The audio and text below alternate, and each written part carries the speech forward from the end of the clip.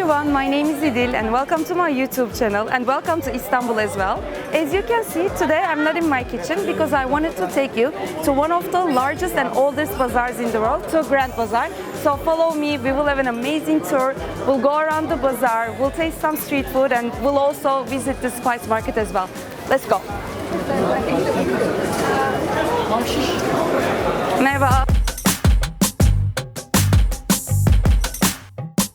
This bazaar was built in Ottoman Empire's time and it grew bigger and bigger as the empire grew. And today I think it has over than 4,000 shops. It's really huge.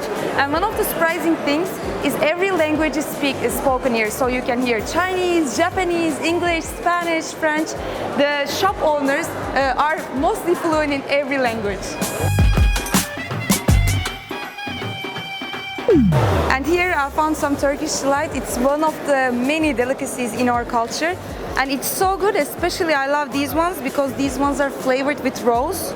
So you can taste that rosy deliciousness in these. Teşekkürler.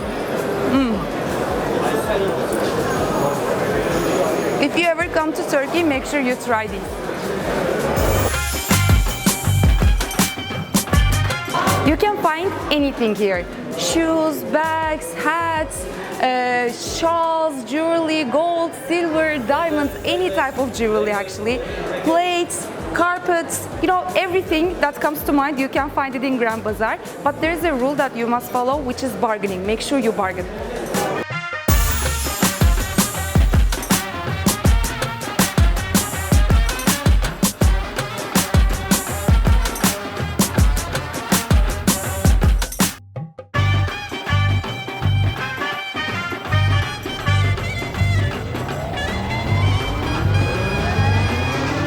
And now it's time for some Turkish coffee. Turkish coffee is very unique because what we do is we cook it with the beans and we serve it with the beans as well.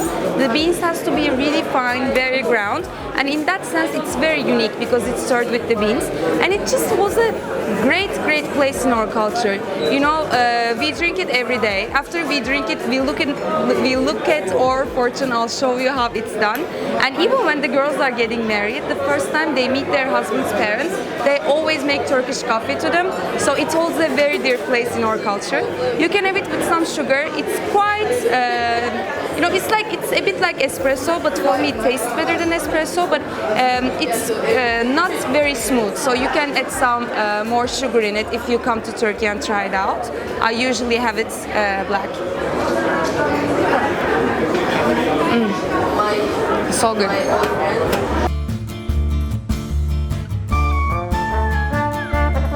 And once you drink the coffee, you see the beans here. We call this telve actually. What I will do is, I will just close this up on the plate here, like so. And when I do this, I'm gonna give it a good shake. There's actually a sentence we say that may my fortune come true, something like it. And I just flip it over and I wait for it to cool down. We actually have a lot of superstitions here in Turkey. If we are walking and a bird poops on our head, we think that we are gonna get rich. And looking at our fortune from the Turkish cup is one of the main superstitions. Usually a person does this, but there are even apps. I'm gonna use that one once this has cooled down, and we can look at our fortune from the apps as well. So once it has cooled down, we just open it up and we look at these shapes here and symbols, and you know, sometimes they see animals, sometimes they see like a moon, a heart. And what I do is with the apps, we take photos of it like so, and we send it to the fortune ladies. Quite funny.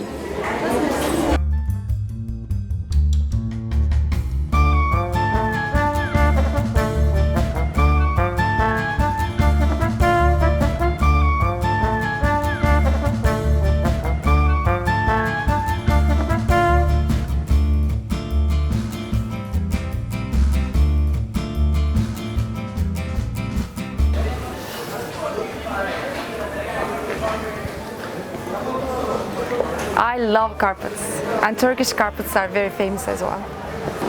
And we even have the salt-based restaurant here in Grand Bazaar. Come, let's take a look. I actually like the way he cooks. I think he has a very good restaurant. It's very tasty.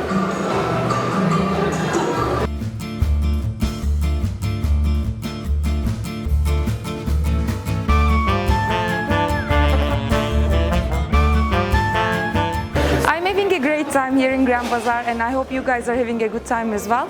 Don't forget to subscribe to my channel. I usually share wholesome, delicious, easy Mediterranean recipes, but I'm gonna include a lot of vlogs as well. Right now I'm gonna go get myself a simit, which is like a Turkish bagel pretzel. It's very delicious. And now we are going to go to Spice Market.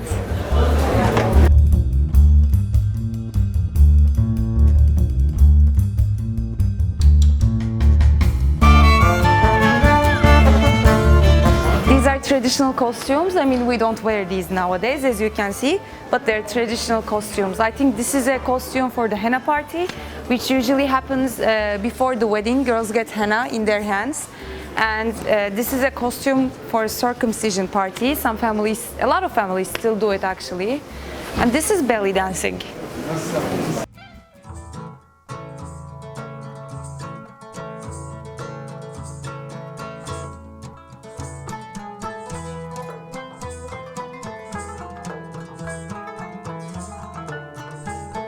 So this is simit.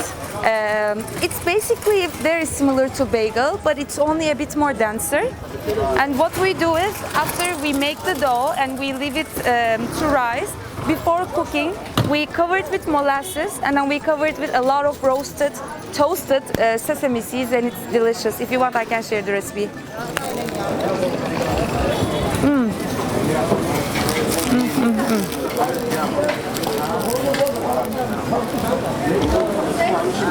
And you can find these in bakeries, but the best ones are always sold in the streets. I like the simit that I buy from streets much more.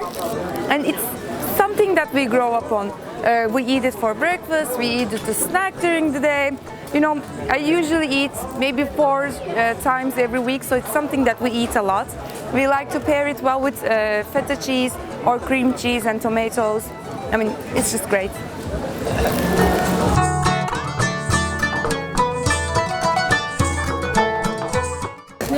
This neighborhood here is such a historic place of Istanbul. It was the main center of Ottoman Empire. So if you ever come here, you'll see very old mosques, very old buildings. And they're just all so beautiful, so pretty. And now we're gonna go straight to the Spice Market. It's about a 5-6 minute walk from Grand Bazaar. And on the streets of Istanbul, you're gonna find roasted chestnuts. They're very delicious as well, especially in cold winter.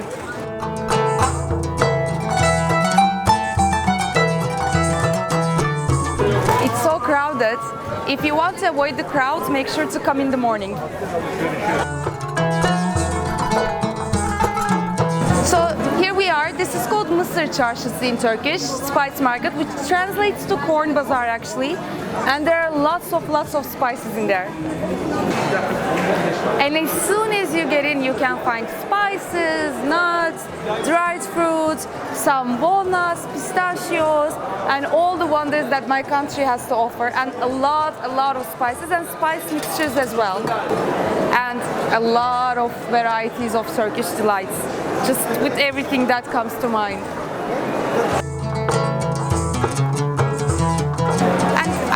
Tell you a little bit about spices that are specific to us.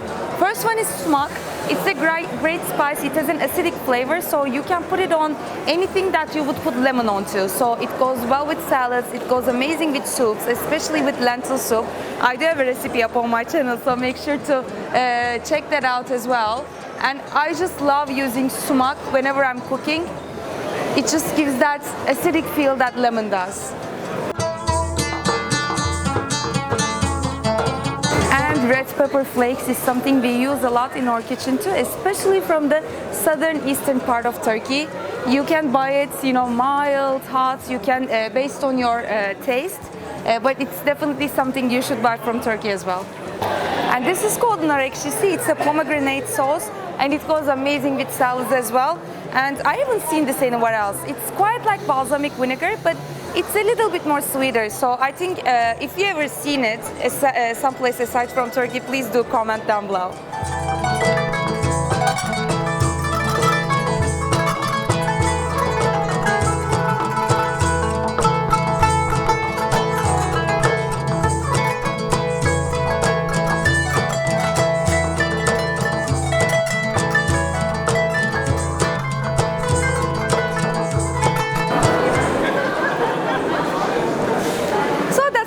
For today, I had a great time and I hope you guys have a great time watching this vlog as well.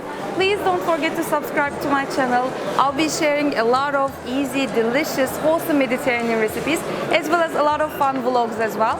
Next up on the vlogs, I'll take you to a Turkish breakfast, which is always an amazing treat. So don't forget to subscribe. See you next time. Bye.